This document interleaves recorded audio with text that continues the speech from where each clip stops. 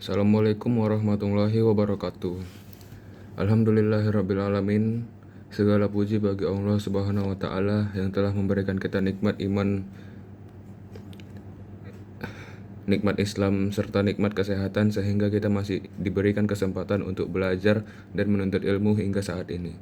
Selawat serta salam semoga selalu tercurah kepada junjungan kita Nabi Muhammad SAW, kepada keluarganya, sahabatnya, dan semoga sampai kepada kita yang selakunya umatnya hingga akhir zaman. Perkenalkan, nama saya Muhammad Rafif Fayat Tanjung. Pada kesempatan kali ini, saya akan mempresentasikan tugas besar UTS dengan judul Studi Kasus Dilema Sang Arsitek Muda, yaitu tentang seorang arsitek bernama Farhan yang mengalami krisis identitas, dilema pekerjaan yang meragukan secara agama, serta konflik antar umat beragama di tempat kerjanya. Dalam presentasi ini saya akan menjelaskan beberapa masalah yang terdapat dalam narasi tersebut serta memberikan pendapat, argumentasi, dan penjelasan berdasarkan Al-Quran, hadis, dan pandangan para ulama.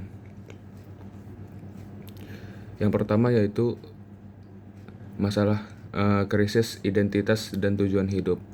Masalah pertama yang dialami oleh Farhan adalah krisis identitas dan tujuan hidup. Walaupun ia sukses secara karir dan memiliki banyak pencapaian materi, namun ia merasa hampa dan tidak menemukan ketenangan dalam hidupnya. Hal ini menunjukkan bahwa kesuksesan materi saja tidak cukup untuk membuat manusia bahagia. Dalam Islam, tujuan hidup manusia bukan hanya mencari kekayaan atau jabatan, tetapi yang paling utama adalah beribadah kepada Allah Subhanahu wa Ta'ala. Hal ini sesuai dengan firman Allah dalam Al-Quran, yaitu dan aku tidak menciptakan jin dan manusia melainkan agar mereka beribadah kepadaku. Dari ayat tersebut dapat disimpulkan bahwa ketika manusia jauh dari tujuan hidupnya, maka ia akan merasa kekosongan dalam hatinya. Oleh karena itu, tindakan Farhan yang mulai mendekatkan diri kepada Allah seperti menjalankan sholat 5 waktu dan gemar berbagi kepada sesama merupakan langkah yang benar dalam Islam. Selain itu, Allah juga berfirman, "Ingatlah, hanya dengan mengingat Allah hati menjadi tenang." Ayat ini menunjukkan bahwa ketenangan sejati bukan berasal dari harta atau jabatan, melainkan dari iman dan kedekatan kepada Allah. Masalah kedua, yaitu pekerjaan yang meragukan secara etika agama. Masalah kedua dalam narasi tersebut adalah ketika perusahaan Farhan bekerja diminta merancang sebuah bangunan yang fungsinya meragukan secara etika agama. Dalam Islam, pekerjaan harus dilakukan dengan memperhatikan halal dan haram. Jika suatu pekerjaan dapat membantu terjadinya kemaksiatan, maka pekerjaan tersebut tidak diperbolehkan. Hal sesuai dengan firman Allah, "Dan janganlah kamu tolong-menolong dalam berbuat dosa dan pelanggaran." Artinya, seorang muslim tidak boleh membantu atau mendukung sesuatu yang bertentangan dengan ajaran agama, meskipun hal tersebut menguntungkan secara materi. Menurut para ulama, jika suatu pekerjaan mengarah kepada kemaksiatan, maka seorang muslim sebaiknya menolak pekerjaan tersebut, walaupun ada resiko kehilangan keuntungan atau jabatan. Karena dalam Islam, menjaga keimanan dan ketaatan kepada Allah lebih penting daripada keuntungan dunia. Dengan demikian, sikap Farhan yang mencari dasar hukum dari Al-Quran, hadis, dan pendapat ulama sebelum mengambil keputusan merupakan sikap yang bijak dan sesuai dengan ajaran Islam.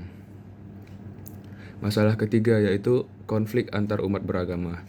Masalah ketiga adalah terjadinya konflik antara staf yang memiliki perbedaan keyakinan mengenai jadwal penggunaan ruang istirahat untuk ibadah. Masalah ini berkaitan dengan toleransi antar umat beragama. Dalam Islam, umat muslim diajarkan untuk saling menghormati dan hidup berdampingan dengan damai, meskipun memiliki perbedaan agama. Hal ini sesuai dengan firman Allah, bagimu agamamu dan bagiku agamaku. Ayat tersebut mengajarkan bahwa setiap orang memiliki hak untuk menjalankan ibadah sesuai dengan keyakinannya masing-masing.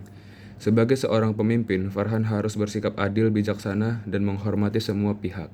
Ia harus mampu mengatur jadwal penggunaan ruang ibadah secara adil tanpa memihak serta menjaga suasana kerja yang harmonis. Selain itu, Islam juga mengajarkan konsep ukhuwah, yaitu persaudaraan. Tidak hanya ukhuwah Islamiyah atau persaudaraan seorang sesama muslim, tetapi juga ukhuwah insaniyah, yaitu persaudaraan sesama manusia. Dengan demikian, konflik harus diselesaikan dengan komunikasi yang baik, saling menghormati, dan menjunjung tinggi toleransi. Masalah keempat, penentuan hukum berdasarkan sumber syariat. Masalah berikutnya adalah bagaimana Farhan menentukan sikap dengan mencari dasar hukum dari Al-Quran, hadis, kesepakatan ulama, dan pertimbangan yang logis. Dalam Islam, sumber hukum utama terdiri dari yang pertama itu ada Al-Quran, kedua hadis, ketiga ijma atau kesepakatan para ulama, yang keempat qiyas, yaitu penalaran atau analogi berdasarkan syariat. Urutan ini menunjukkan bahwa seorang muslim tidak boleh mengambil keputusan hanya berdasarkan perasaan atau kepentingan pribadi, tetapi berdasarkan ajaran agama.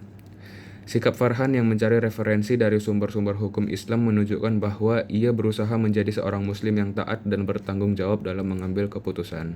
Kesimpulannya yaitu, dari studi kasus tersebut dapat disimpulkan bahwa terdapat beberapa masalah utama yang dialami oleh Farhan, yaitu krisis identitas dan tujuan hidup. Yang kedua, pekerjaan yang meragukan secara etika agama. Yang ketiga, konflik antar umat beragama. Yang keempat, penentuan hukum berdasarkan sumber syariat Islam. Sebagai seorang muslim, kita harus selalu menjadikan Al-Quran dan hadis sebagai pedoman hidup, menjaga keimanan, memilih pekerjaan yang halal, serta bersikap toleransi dan adil terhadap sesama manusia. Demikianlah presentasi yang dapat saya sampaikan mengenai studi kasus dilema seorang arsitek muda dari perspektif agama Islam. Semoga dari pembahasan ini kita dapat mengambil pelajaran bahwa kesuksesan sejati bukan hanya diukur dari materi, tetapi dari keimanan, ketakwaan, dan akhlak yang baik dalam kehidupan sehari-hari. Saya mohon maaf apabila terdapat kekurangan dalam penyampaian saya. Akhir kata, wassalamualaikum warahmatullahi wabarakatuh.